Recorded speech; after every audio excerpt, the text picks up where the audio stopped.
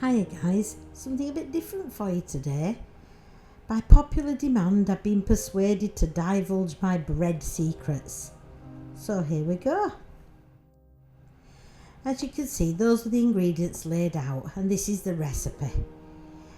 I used my trusty old Panasonic bread maker, never let me down, and the simplest machine in the world to use.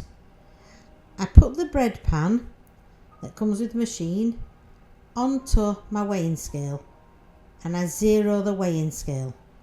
I then just work through the recipe, adding the ingredients in the order that they're given, and then I just pop it back into the machine.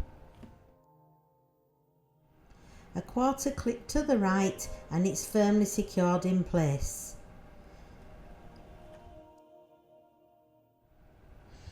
So I press the machine on at the mains, and then I work along the top row to select whatever bread type it is I want. In this case it's a basics dough that takes 2 hours and 20 minutes, and then I press start and leave it alone. At the end of the 2 hours 20 minutes time, I switch off the machine at the mains, lift out the pan, and from the pan lift out the dough onto a floured surface, ready to begin work creating whatever it is on this occasion I intend to create. Of course you could make a dough by hand, and before I had this bread maker some 8 years ago, that's exactly what I'd always done. But this machine takes all the work out of it for you, all the kneading and resting and knocking back, and so all that's left for me to do is the shaping into whatever it is that I desire to make. So you'll see me here cutting off a chunk of the dough, and I just do this guesswork. There's no great precision needed, you use your eye, and I'm looking to make 2 good size bread buns here. So though my rolling technique might need some work, I do end up with 2 reasonable looking bread buns. I do like these silicone baking tins because obviously I don't have to grease them or anything, and they seem to be a good height where it distributes the heat evenly, which obviously lends you to getting a better product at the end. So that's 2 really good sized bread rolls made. So I've cut the remaining dough into approximately 2 halves, and the first of these halves I'm now going to roll out to a depth of about between 1 and 2 centimetres, and try to get it even the whole way across the piece of dough. Setting them aside, I now roll out the other piece of dough. Again, I'm looking for it a similar thickness, somewhere around 1 centimetre thick. And then I apply some sugar, just sprinkled gently over. These are to be a sweet bread. And then some cinnamon and some mixed spice. Think the same flavours as you'd be accustomed to in hot cross buns perhaps. And then I put a layer of raisins or sultanas or whatever dried fruit you happen to have across the top, and press it sort of firmly into place.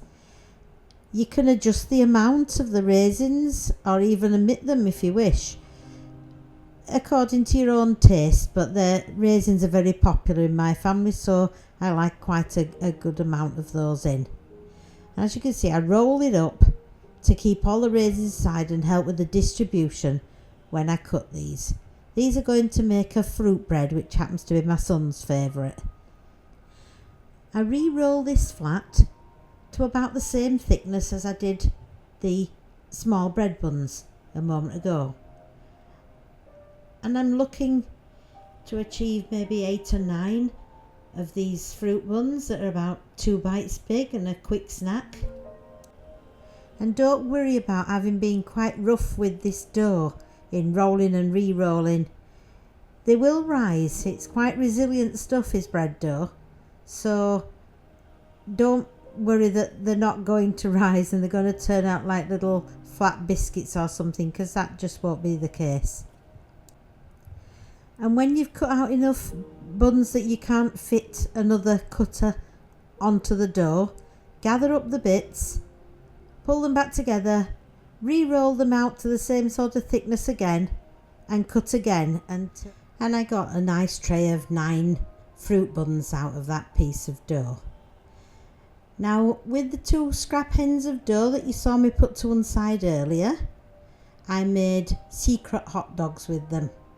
And what I do is I just roll out the dough again, the plain dough, and then I lay out a piece of sausage meat in them, or a sausage that you've removed the skin from, and then I just wrap the bread across the top to seal in the sausage.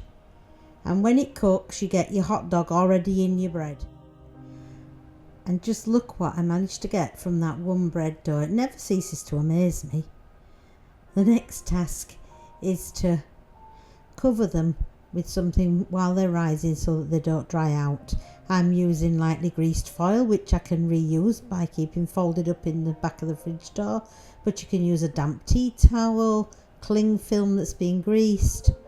When risen to about double their size, it's time to bake them in a medium hot oven, and here's how they look when they came out. And here's how some of them got used in my homemade burgers made easy video last week. And I'll pop you a link up here in case you've missed that one. And all that remains is to say thank you yet again for watching, and I hope you've enjoyed it. Catch you next time.